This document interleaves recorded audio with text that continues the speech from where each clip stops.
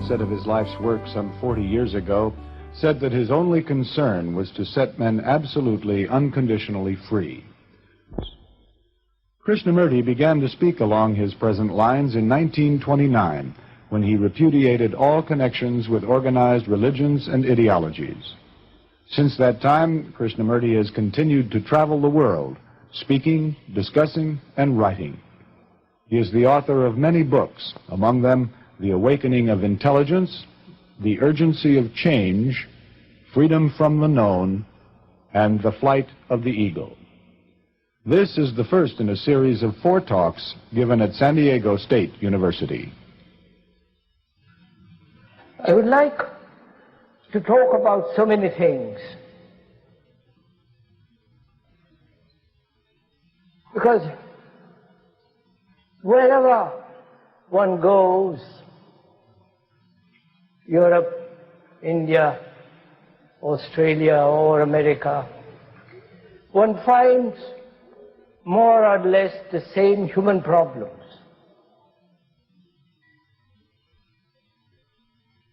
Most human beings in the world are so confused and living a contradictory life. They are thoroughly unhappy, utterly miserable, and in great deal of sorrow. And one's life seems to be a battlefield from the moment you're born till you die. One finds right through the world division, nationalistic, linguistic, religious differences, one sect opposed to another, one way against another, each saying its way is the best and the only one, and so on. There is division, conflict, and war. There is division as the business world, the spiritual world, the religious world, the scientific world, or the professorial college world. Seeing all this division, this utter chaos and great deal of misery, one wonders, and I'm sure you do too, what is one to do? What course of action to be followed? The left, the center, or the right?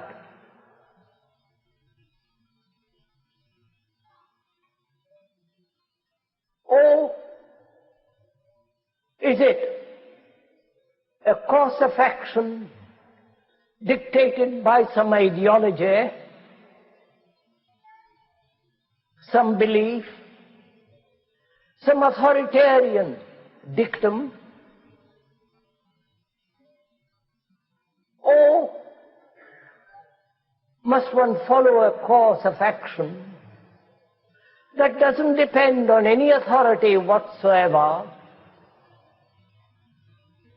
neither the left, the center, nor the right, nor or any guru, any teacher, any priest, or follow any organized religion, Catholic, Protestant, what you will, but follow one's own inclination, tendency, or follow one's own experience and knowledge, self-reliant, confident, and purposeful.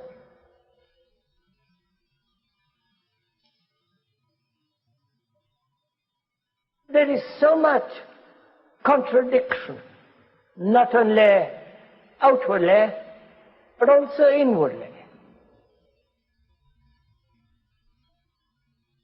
And what is one to do?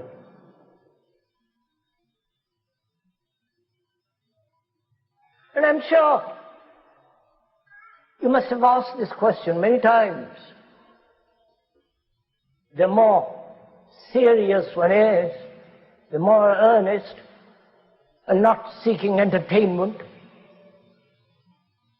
One must have really deeply asked this question, confronted by a world that is so chaotic, contradictory, divided.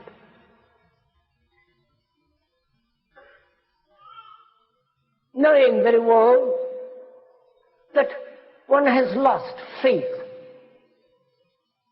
having no trust in anybody.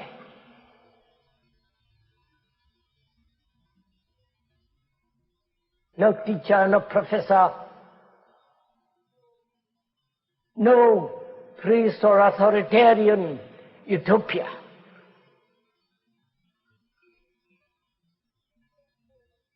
If you're at all serious, and I hope you are at least for this afternoon, you must have not only asked such a question of yourself, but also have found a responding answer to the challenge. What is one to do? Not having faith in another, not be dependent on some savior, some teacher, some authority, then where are you to look for light, for an understanding?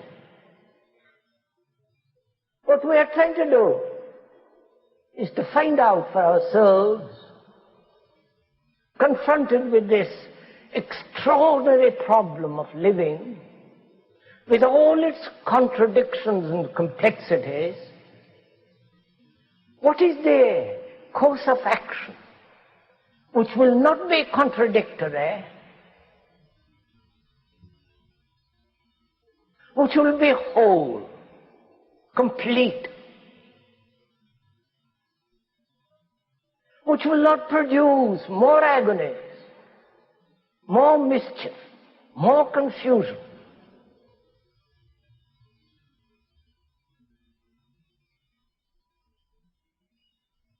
And to find that out is our problem. And I think that's the only problem in life. An action that is not broken up, that's not contradictory,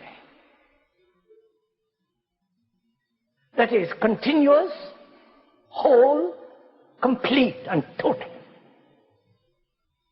so that it doesn't bring more sorrow, more confusion.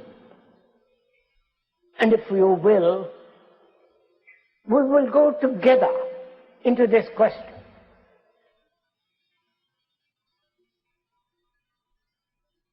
Bearing in mind that the speaker has no authority whatsoever.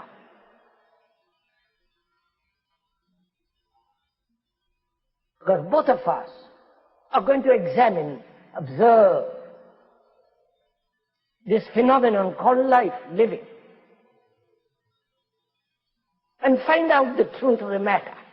If there is an action,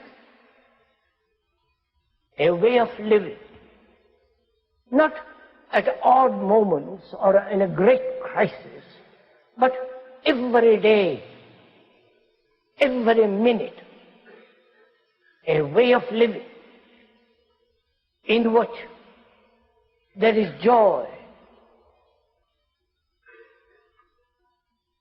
There is no violence, no brutality,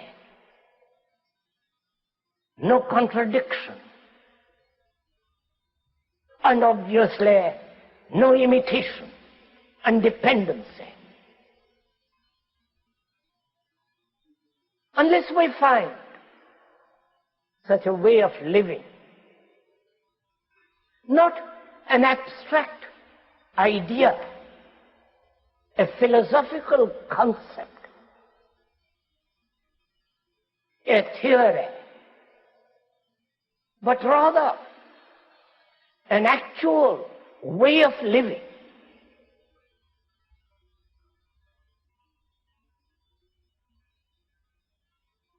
Whether there can be an action so complete, so whole, so completely non-contradictory,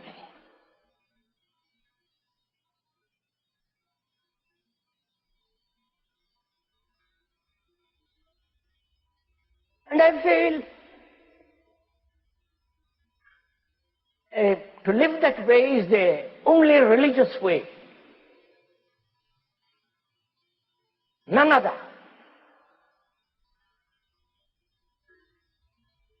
We are using the word religion, not in the accepted sense of that word, which is to believe in something. Believe in God or no God,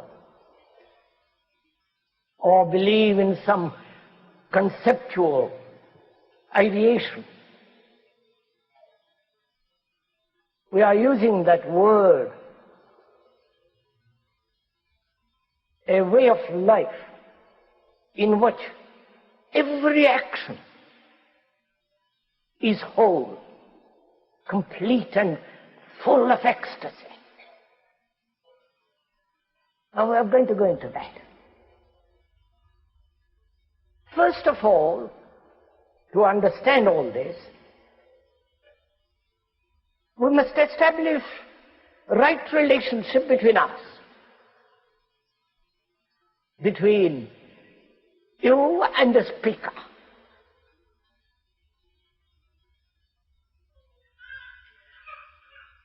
He is not teaching you in the ordinary sense of that word,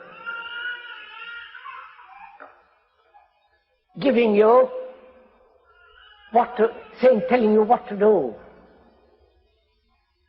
The word teach is to give information, to make one understand, to point out, to inform.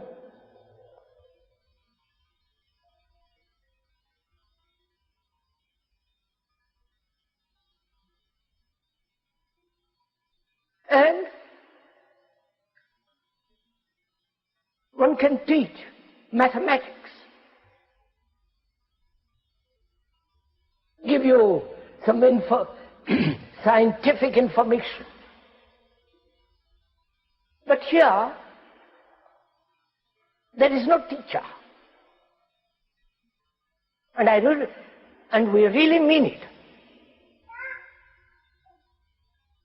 Because each one of us has to be his own teacher and his own disciple.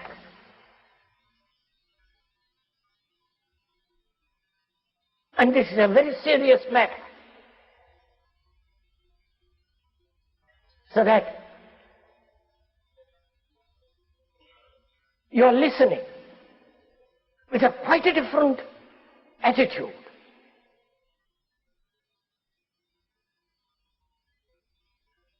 You are listening to the speaker, to the words he's using, and understanding those words, watching through those words all your own reactions and responses and conditioning.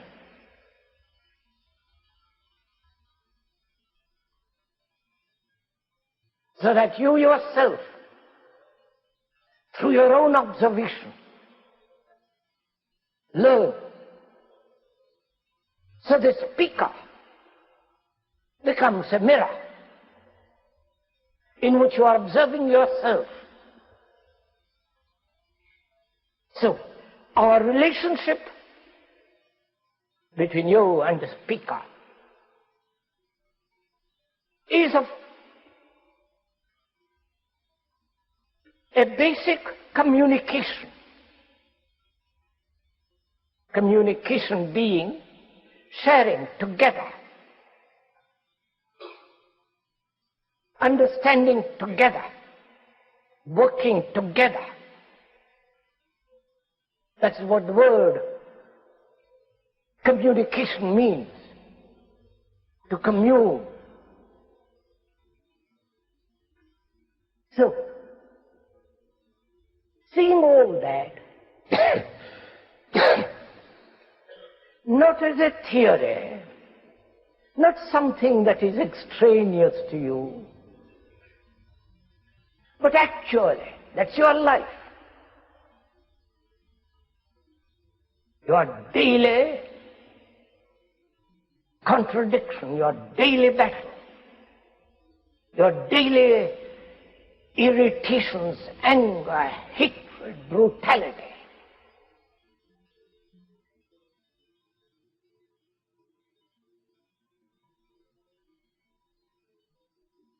And to say, if all that can end, so that we can live quite a different kind of life, a life that is free, a life that doesn't bring through action misery, a life that is really, completely, totally peaceful.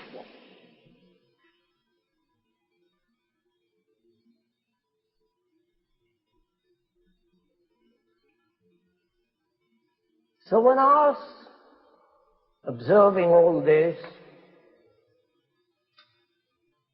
what is one to do? Knowing that you are the society, and the society is you. You are the world, and the world is you, which is not just an idea, but a fact. You have created this world by your greed, anger, ambition, competition, violence. Inwardly you are that, and outwardly you have wars. You have all these divisions, the black and the white and the pink and the blue and all the rest of it.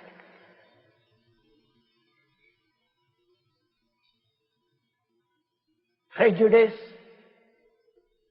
antagonism, brutality.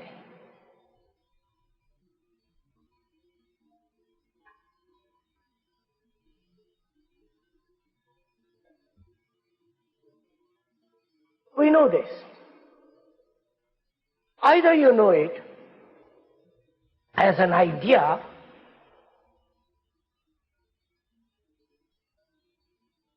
or you know it actually. You know it through a magazine, through a newspaper, or somebody has told you. Or you have observed it in yourself. You have seen it in yourself completely. Therefore, there is no need for another to tell you what the world is like. You don't have to read a single newspaper, a magazine, or listen to any talk. If you know for yourself what you are. Realizing what you are, then the question is entirely different. The question what to do. Because one realizes what one is. One is confused as the world is. One lives in contradiction, in division, as the world is.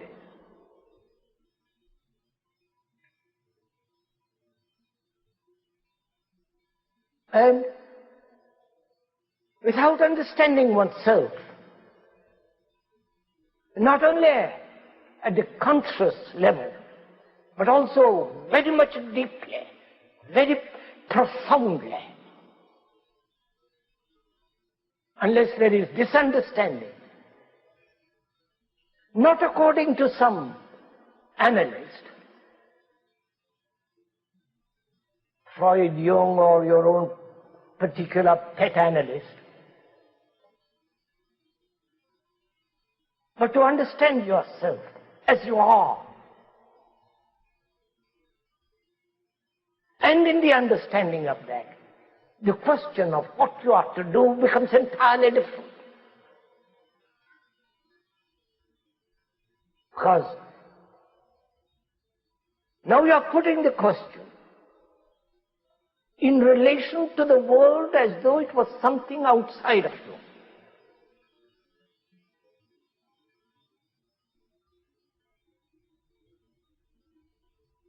To what political party you should join,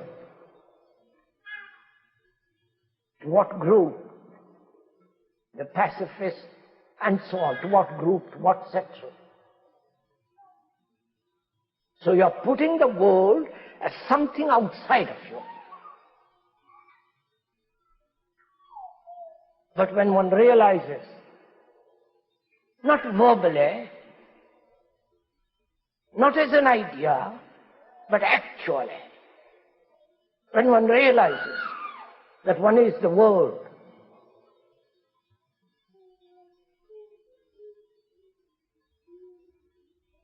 and one's responsibility to the world is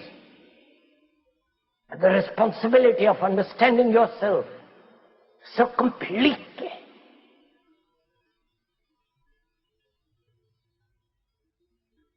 And then your question, what to do, has quite a different meaning.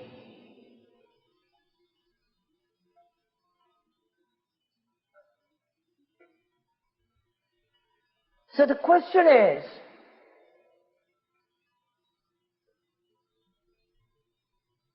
how to observe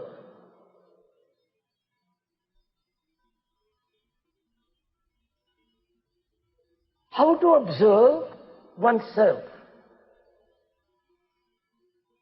Oneself being the total human being.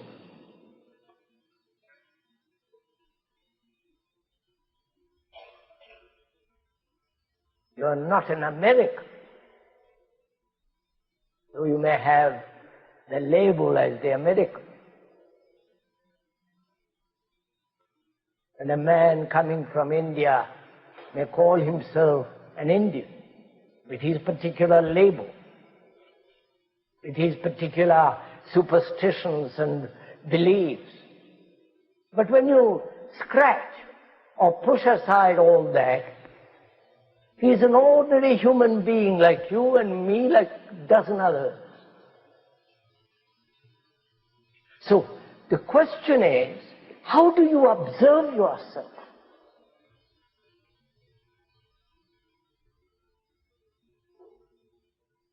Because without knowing yourself, who is the world, not an individual. The word individual means a total entity, indivisible.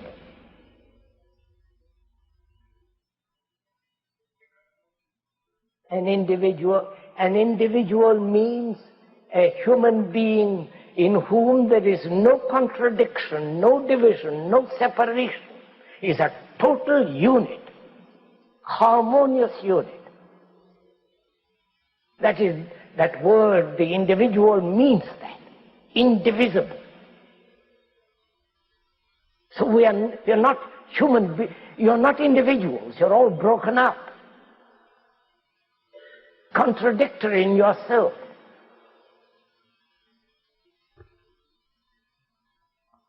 So, how are you to look at yourself? Please do listen to this. It's quite absorbing, this. It demands a great deal of intelligence. It's great fun. Much more fun than any book.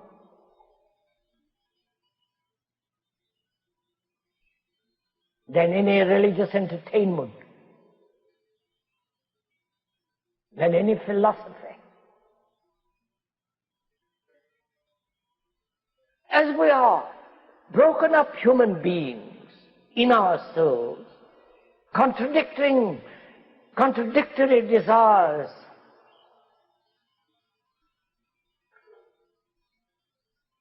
feeling inferior or superior, being afraid,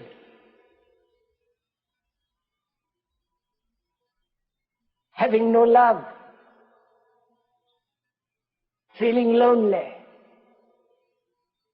fragmented, not only superficially but deeply. How are you to observe? One fragment, observe the rest of the fragments?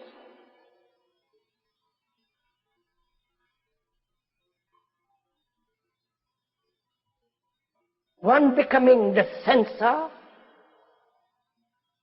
the examiner, the observer, watching over the rest of the fragments.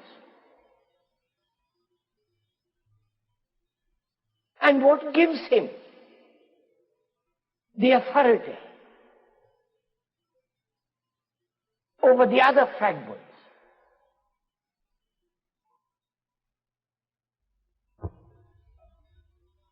So the question is, who is the observer?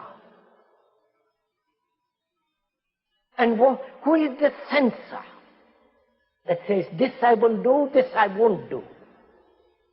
This is right and this is wrong.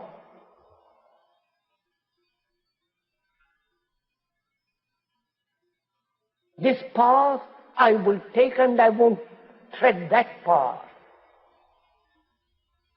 I'll be a pacifist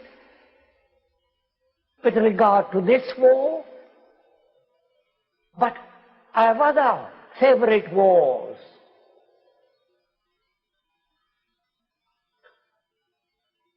I will follow this leader and not that leader.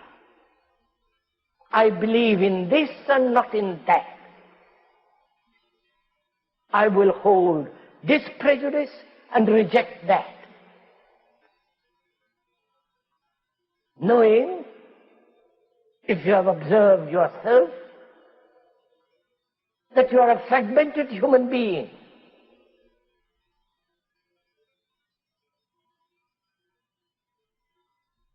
And therefore, being fragmented, contradictory, living in constant conflict,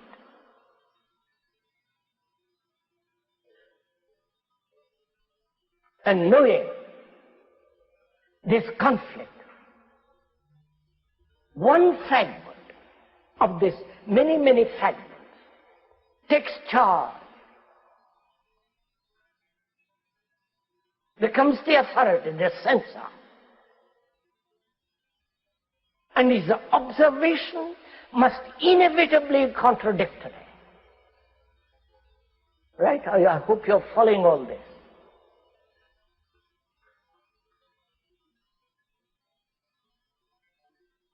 If one fragment, one part of you assumes the authority of the analyzer over the other fragments, why has he assumed that authority? And can he, one fragment, analyze the rest of the other fragments? You're following all this? See how dreadfully complex it has all become.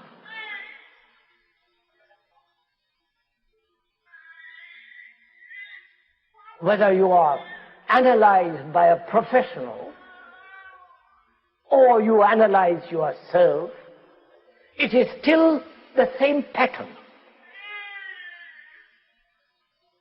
So it's very important to find out how to observe all these many contradictions which make up of our life. How to observe the whole of those fragments without another fragment taking place. But this is very important to find out, because as long as there is contradiction, division in oneself, there must be conflict, there must be violence, which expresses itself in the world, outside, in society.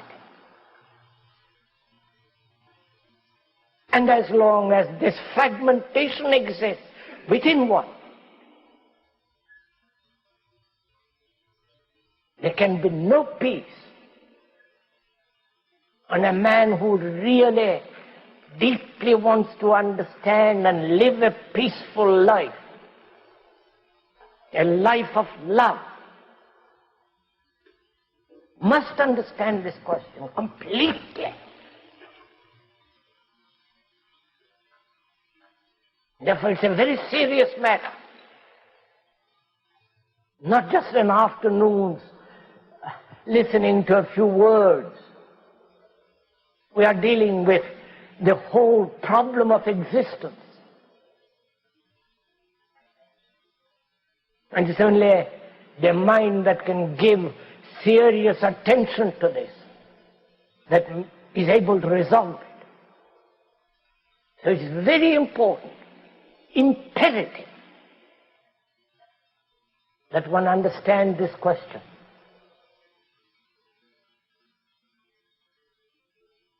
How do you observe?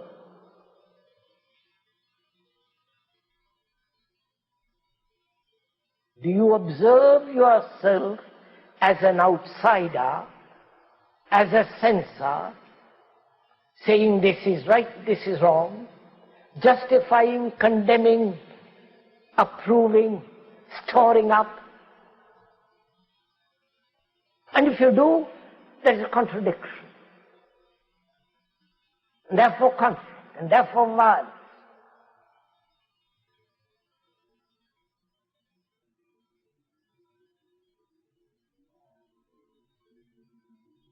How do you observe? Do you observe through an image? When you observe a tree, do you observe with knowledge of that tree? The knowledge that separates you from the tree, divides you, brings about a space between you and the tree. How do you observe? How do you observe your wife and your husband? Or your girl or boy? How do you observe them? Watch yourself, sir. Please do it as we are talking. Don't make notes. Don't fiddle around with tape recorder. But watch it. How do you look at another?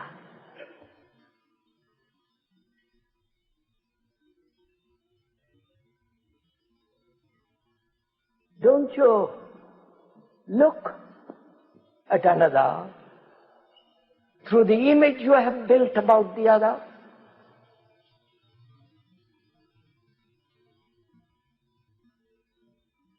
The image that you have been building for many years or perhaps 2 days.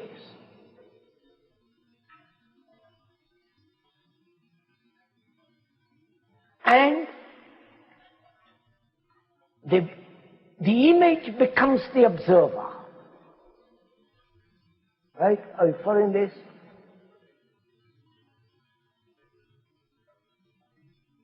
So, the image, or through the image you look.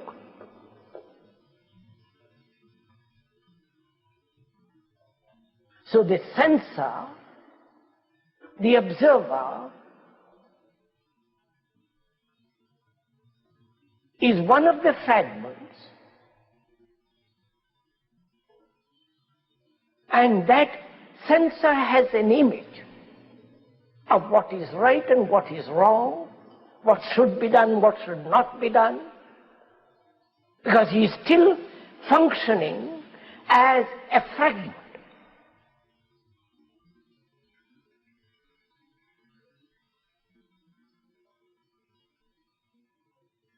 So the question from this arises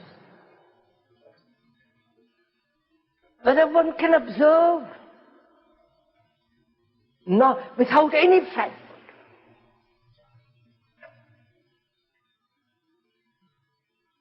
To see you, see oneself, see the world,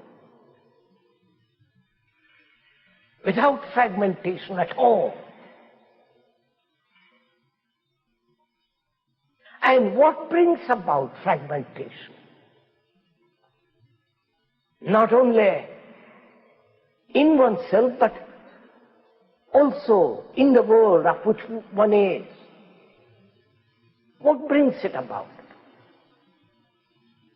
Why is one fragmented? Why there are contradictory desires?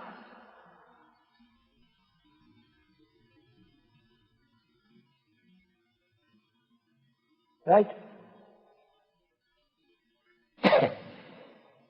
Now,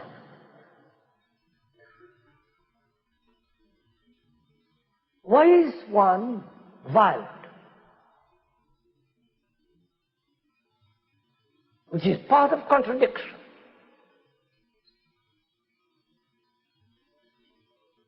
There are many causes why human beings are violent. Lack of physical space,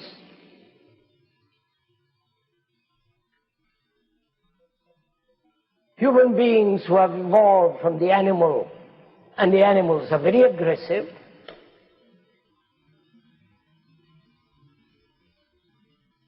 and people love being aggressive.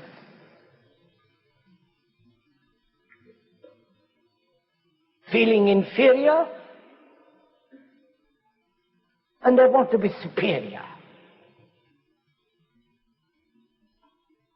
And so on. There are many causes. And most of us spend our time discussing the causes, explaining the causes. Each professor, each specialist, each writer, according to his conditioning, explains the causes. Volumes are written why human beings are violent. But at the end of the volume, human beings still remain violent.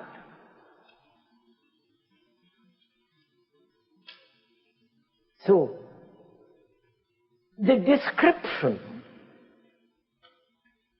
is not the described, and therefore is of very little value. You know why you are violent very well. You haven't got to spend years trying to find out the cause of your violence, which is such a waste of time. But to observe violence as it is, without the censor, who then separates himself from the fact that he is violent. Are we meeting each other? Are we communicating with each other?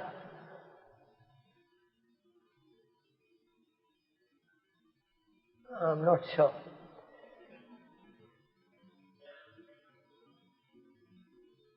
Look, sirs, this is really very important to understand. So let's go into a little more. Let's suppose I'm violent. Anger, jealousy, brutality, driving ambition that brings about competition. And I'm always measuring myself against somebody else.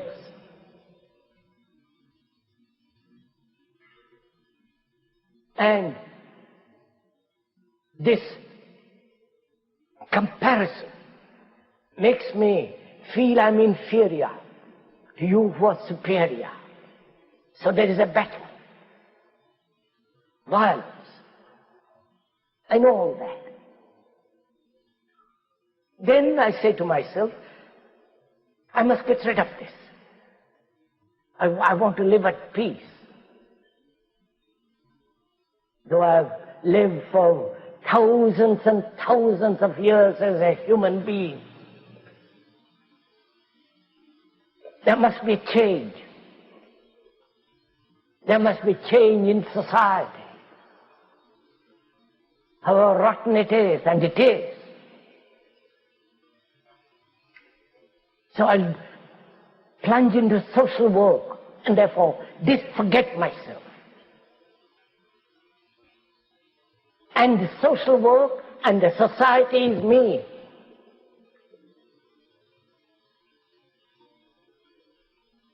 So I'm escaping from myself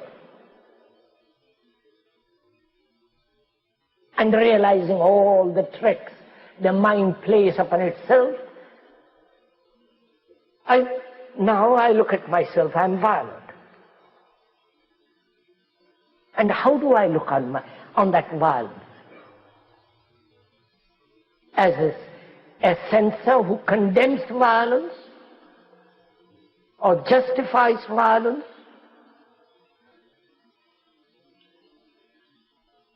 Or one who is not capable of dealing with that violence, therefore escapes from it? How do I look at myself, look at that violence? Please do it. Are you looking at it as an observer who is different from violence?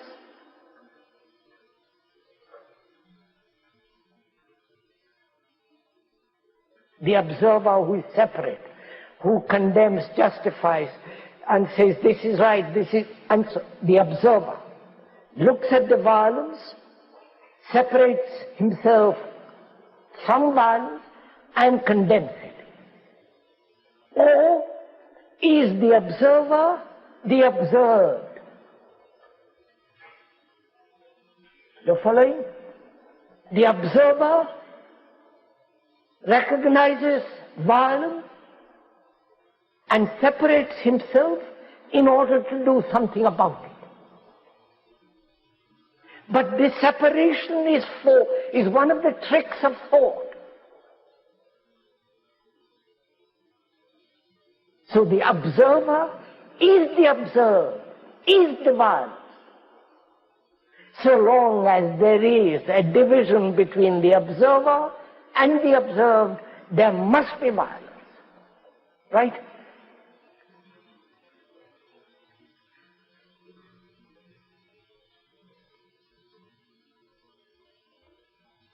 So when I realize that, not verbally, realize with my heart, with my mind, with my whole being,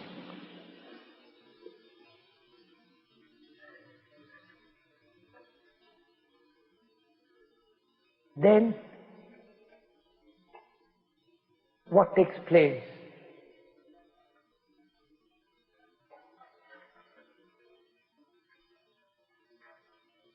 You understand my question?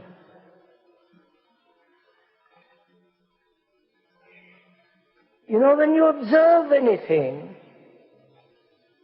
there is always not only a physical separation, distance, space,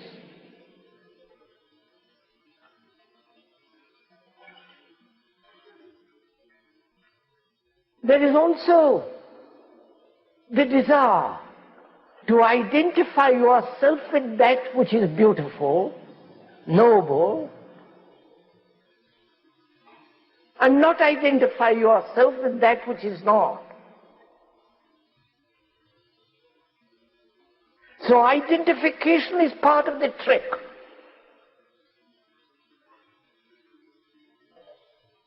Of a mind that has separated itself as the sensor and is now trying to identify.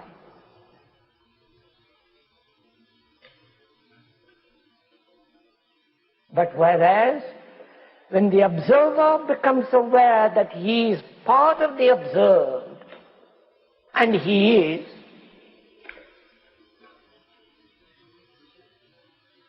and therefore no image between the observer and the observed, then you will find that conflict completely comes to an end.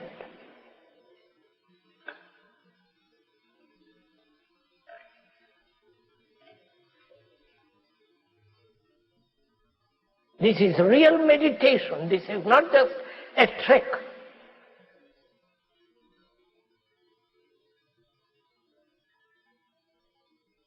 Therefore, it's very important, imperative, that one understand oneself deeply. Understand all the responses, the conditioning, the various temperaments, characteristics, tendencies, just to watch without the observer. We are meeting now to observe without the observer.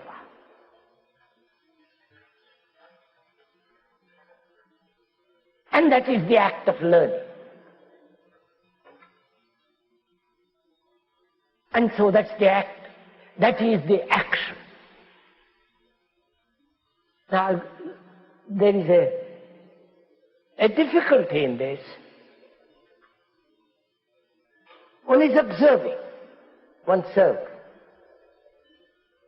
One wants to learn about oneself. The more you discover, the more you understand, the greater the freedom.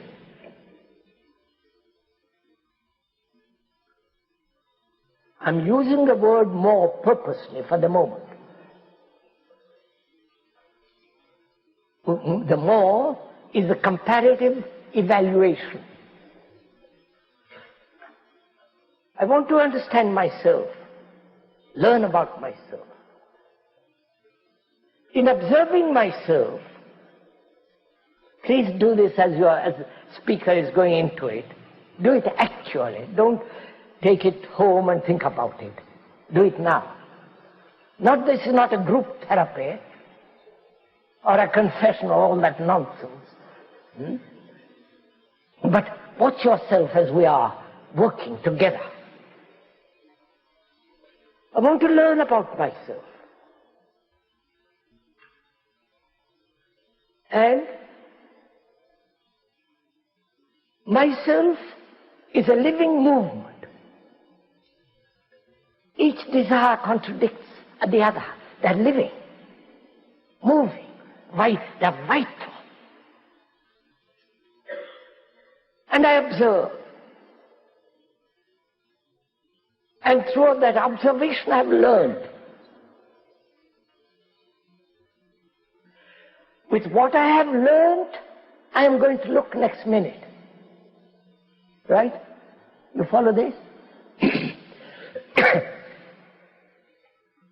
I am going to look, observe with the knowledge which I have gathered through previous observation.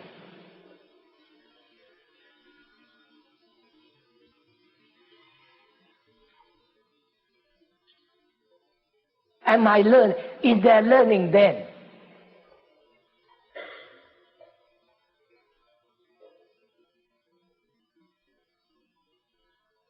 Because when the mind observes with an accumulated knowledge of its examination, from its examination, that knowledge is preventing perception.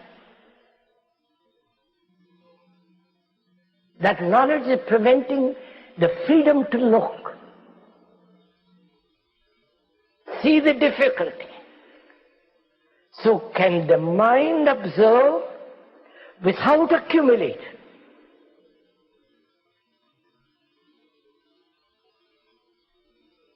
And the accumulation is the observer, is the sensor, is the conditioned entity. Therefore, to look without accumulating, that is, look,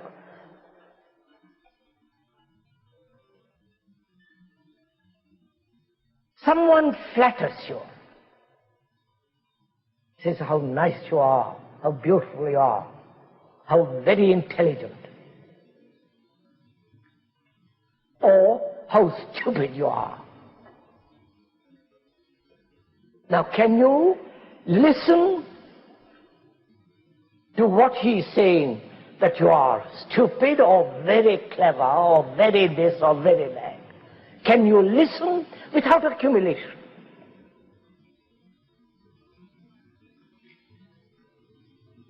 That is, without accumulating the insult or the flattery.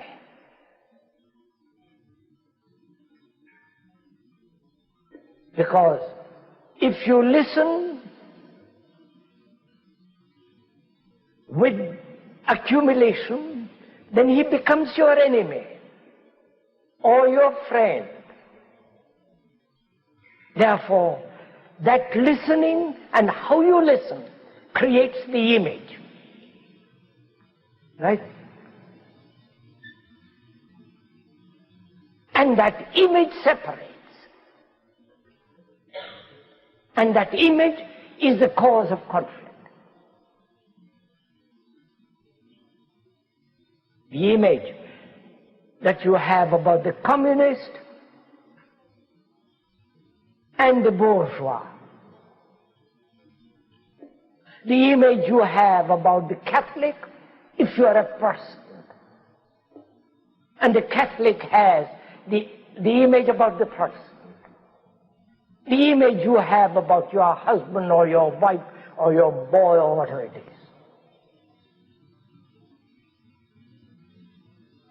You believe and another does not believe. So there is contradiction. So can you observe without separation?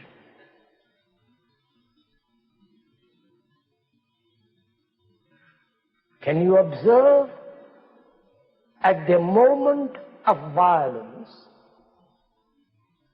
At the moment of your anger, without the censor, see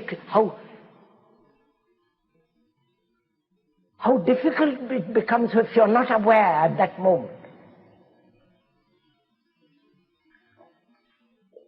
If you're not aware at that moment, you've already created the image.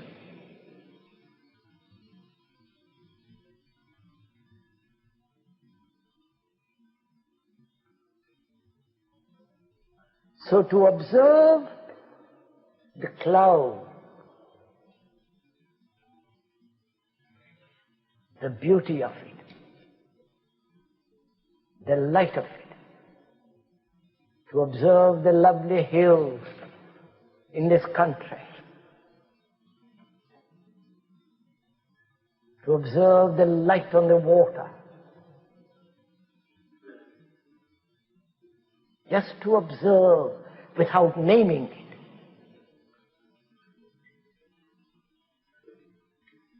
Because that the naming, the knowledge, the experience prevents the mind from observing totally. So when the mind can look,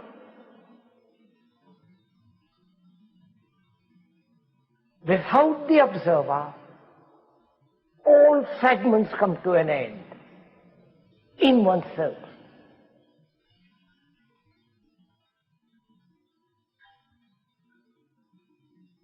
And this is really very important to grasp, to understand. And this cannot be taught by another.